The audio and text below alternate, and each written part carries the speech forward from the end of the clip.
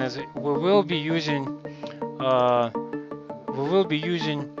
some of the PDF files, because if you notice that if you take a look at the question answer choice C, for example, and you will try to answer choice B for that matter, right? You will find that it is outdated. If you go to the, let me see, 600 or 6000 rather, also no raise fund, and the reason you have the B answer choice B and answer choice C that are not available, because I'm using the latest version. This this is a testament that HTS-US changes quickly. So I'll go back a year or two, and I will be using the older version for this one. So what I've done is I pre-downloaded the PDF file, which you'll be seeing.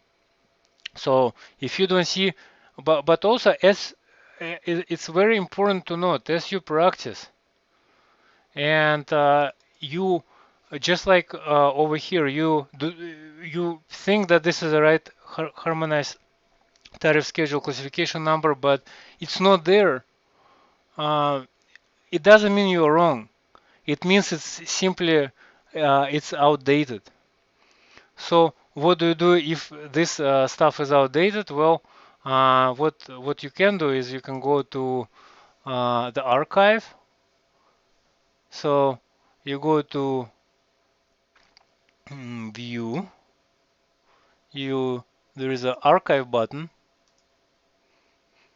and if you whatever question you practice. So in this particular one, at the very beginning, right? At the very beginning, they will tell you, all right, so we're covering the version 22 basic no edition.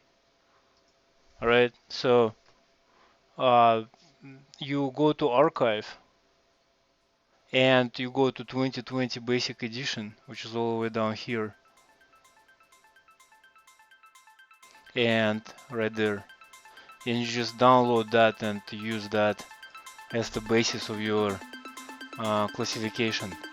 Let me drop down the link for everyone, so you guys will be able to you have a benefit of that. But yeah, archive is a key.